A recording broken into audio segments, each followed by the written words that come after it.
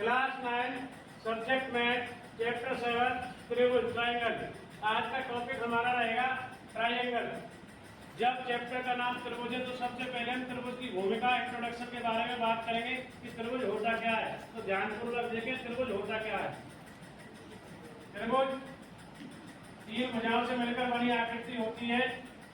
ये बिंदु ए, ये बिंदु बी, ये बिंदु सी।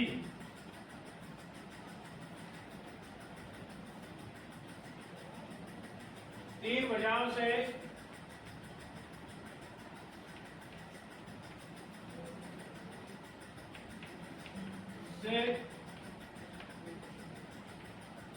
मिलकर बनी बंद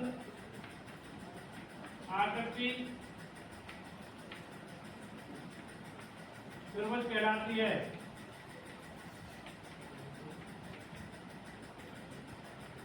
अतः ABC एक त्रिभुज है जिसमें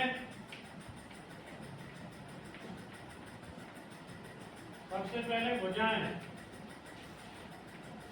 होती है साइड। तीन भुजाएं हैं, देखेंगे AB, BC, CA। ये तीनों भुजाएं हैं यहाँ पर, ये आप देख लो, ये तीनों भुजाएं हैं। नंबर 2 शीर्ष होते हैं वर्टेक्स से A, B, C। तीन बिंदु हैं, इनके से A, B, C। तीनों भुजाएं थी AB, BC, AC। इसके बाद कोण, A कोण, B कोण, C कोण। परंतु छोटी क्लास में करते थे कोण A, कोण B, C। अब इनको असलियत में कैसे लिखोगे आप, क्योंकि अब 9th क्लास का चैप्टर है तो इसके लिए लिखोगे कोण BAC। जो बीच में नाम रहेगा वो वाला कोण होगा BAC। दो भुजाओं से मिलकर बन रहा है ना BAC, अंदर आएगा A को BAC। उसके बाद आएगा कोण ABC, जो बीच में रहेगा वो कौन रहेगा। अब AB और BC मिलकर क्या पहले बनाया, AB भुजा CA भुजा ने कोण A को। अब AB भुजा और BC भुजा किसको बना रही है, कोण B को। अब BC भुजा और CA भुजा किसको बनाएंगे, कोण C को। तो तीसरा कोण कौन सा होगा, BCA। चेक कर ले बीच वाला बिंदु, देखो भाई कोण जो A बन रहा है AB भुजा BA और AC से मिल रहा है। ये क्लियर हमारा। B हमारा AB और BC से बन रहा है, बीच में बिंदु है। C, BC और AC को जो बीच में आएगा वही कोण रहता है। ये कोण A है, ये B है, ये कोण C है। ये तीन चीजें इंपोर्टेंट हैं त्रिभुज के लिए। किसी को जिसने आज तक नहीं पढ़ा त्रिभुज क्या है वो ध्यानपूर्वक सुन ले। तीन भुजाओं से मिलकर बनी बंद आकृति त्रिभुज कहलाती है। ये त्रिभुज में ABC में ये भुजाएं हैं, तीनों शीर्ष है और कोण है। अब हम चलते हैं नेक्स्ट टॉपिक हमारा त्रिभुजों की सर्वांग समता।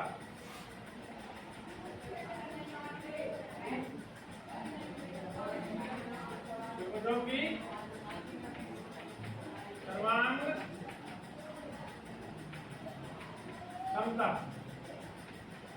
सर्वांग समता क्या होती है, ऐसी दो आकृतियां जिनकी साइड, जिनके कोण और जिनकी आकृति हमेशा बराबर होती हैं। तो सर्वांग सम आकृतियां कौन सी होती हैं, पहला हमारा टॉपिक है सर्वांग सम आकृतियां।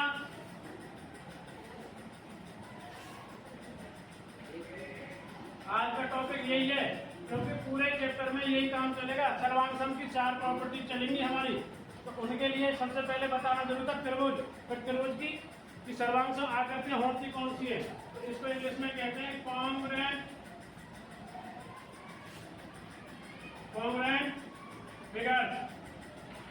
फिगर्स मीन आकृतियां। तो ये क्या होती है डेफिनेशन, सर्वांग सम का अर्थ है सर्वांग सम का अर्थ है सभी प्रकार से बराबर, यानी कि या समान, समान अर्थात इसका जो अर्थ निकल के आता है वो क्या कहता है, वे आकृतियां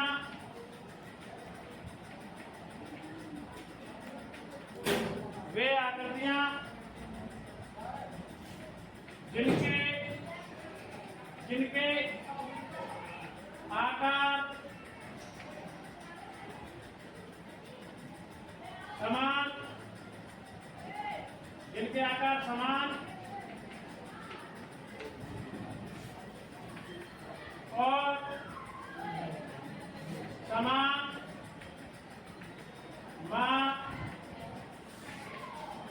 होते हैं।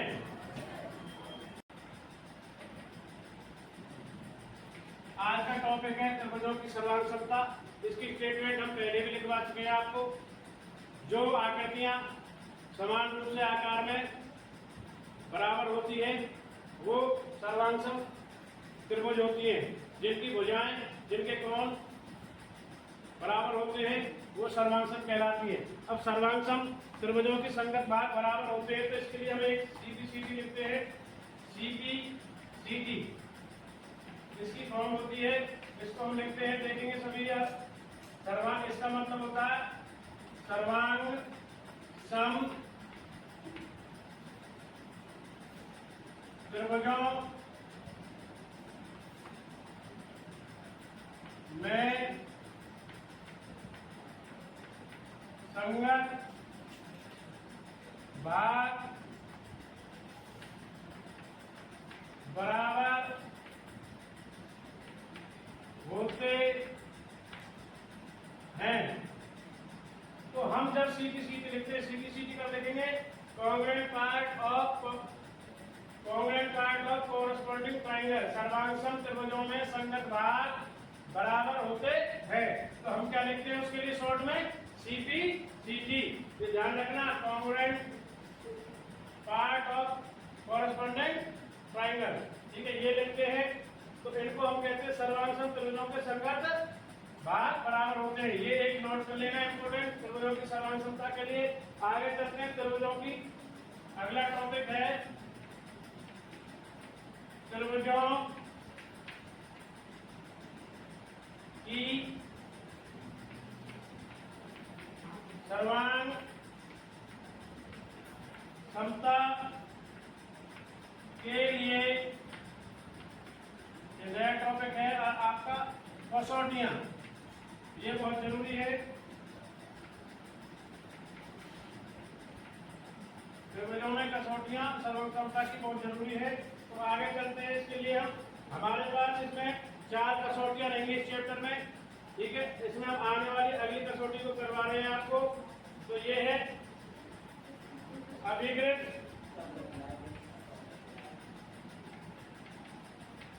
अभिकृत 7.1 को नोट करेंगे, बहुत ही इंपोर्टेंट है इस पेपर में। इसका नियम भी है एसएएस।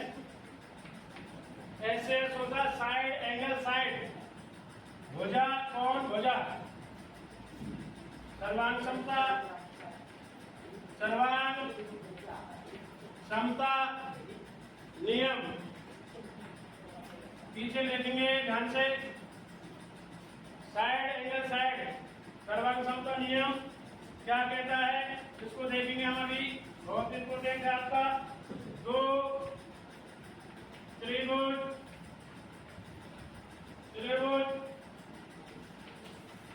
सर्वांगसम होते हैं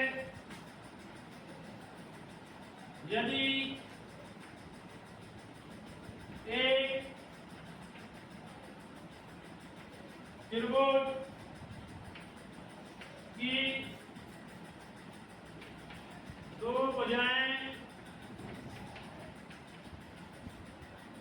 और उनका अंतर्गत मतलब उनके दोनों में आने वाले अंतर्गत कोण दूसरे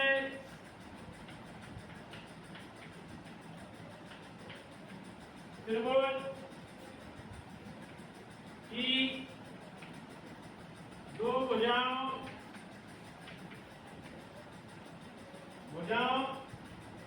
और उनके अंतर्गत कोण बराबर हाँ।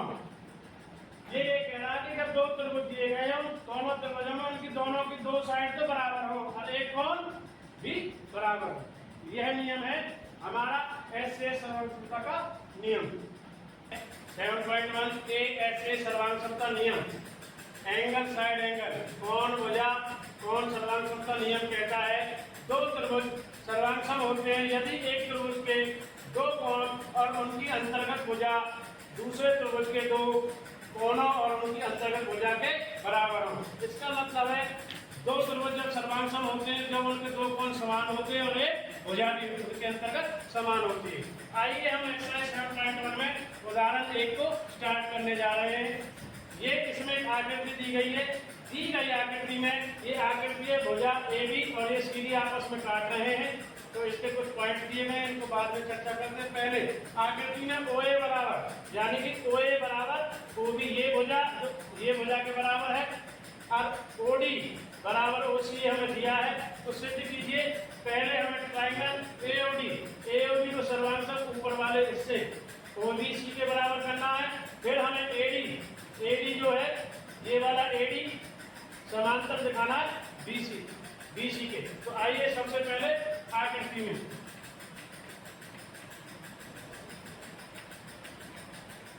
तो ट्रायंगल जिनको हमें सिद्ध करना है इन्हीं में चलते हैं। ट्रायंगल AOD तथा ट्रायंगल में त्रिभुज OBC में आकृति में गए अब ट्रायंगलों में गए। सबसे पहले देखेंगे हम हमें क्या दिया है OA बराबर OB भुजा OA बराबर क्या दिया है OA बराबर क्या दिया है OB। ये क्या चीज हमें ऑलरेडी दिया है गिवन दैट ये भुजा इसके बराबर है और ये OC बराबर किसके है OD के। ये भी हमें दिया है। जब दिया है लिखते हैं तो ऐसे भी लिख सकते हैं ठीक है।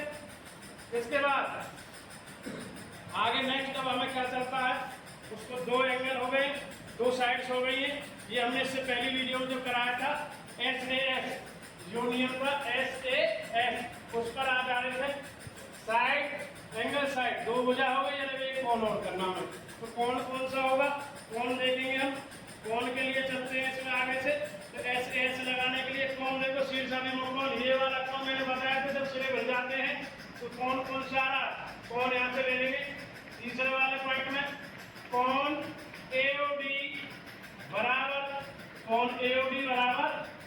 BOC कौन सा कोण है यहाँ पे ले लेंगे शीर्षाभिमुख कोण। ये नियम मैंने आपको लिखवाया भी था। शीर्षाभिमुख कोण क्या होते हैं जिनके सिरे जुड़े होते हैं बराबर होते हैं शीर्षाभिमुख कोण। तो अब इससे नियम बनेगा यहाँ से SA तो इसका जो नियम आता है दोनों त्रिभुज सर्वांग सम हो गए तो आता है यहाँ पर हम लिख देंगे आता है ट्रायंगल AOD सर्वांग सम त्रिभुज BOC कौन सा नियम लगेगा SAS सर्वांग समता नियम से। तो इस प्रकार हमारा फर्स्ट पार्ट सोल्व हो चुका है जो हमारे पहले क्वेश्चन की दुकान से A पार्ट हमारा आ गया है। अब हमें B पार्ट को और करना AD पैरेलल BC और दिखाना है तो इसको हम आसानी से करेंगे। तो देखेंगे सर्वांग सम त्रिभुज AOD और BOC में दोबारा से अब सर्वांग सम हो गए। जो एक चिन्ह होता है ये वाला ये सर्वांग सम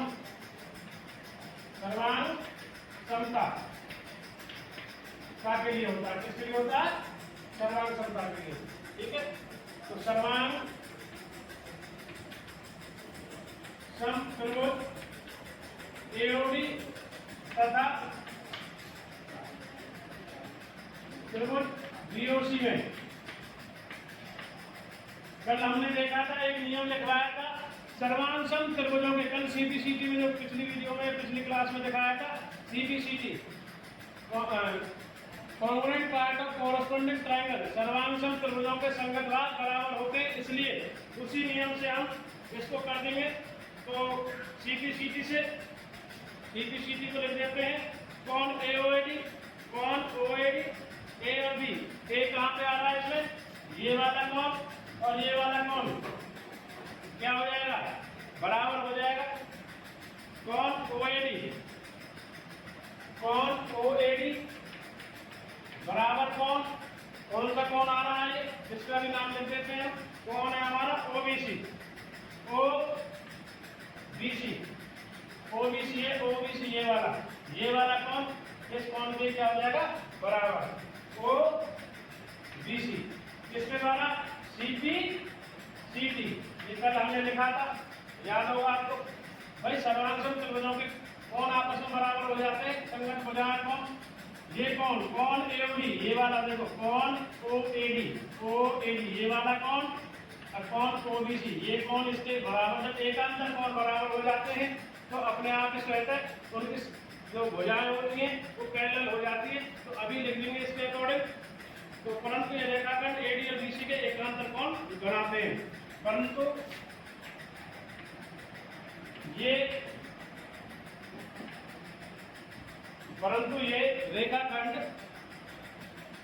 रेखाखंडों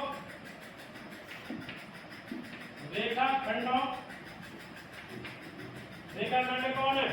एडी और बीसी। एडी और बीसी के क्या बनाते हैं? एडी और बीसी के लिए चलिए एकांतर युग्म बनाते हैं।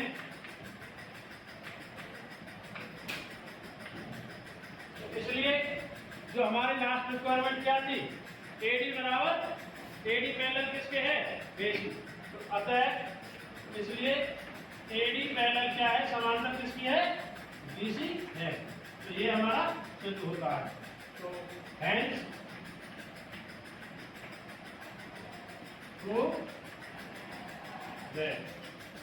थैंक यू, धन्यवाद।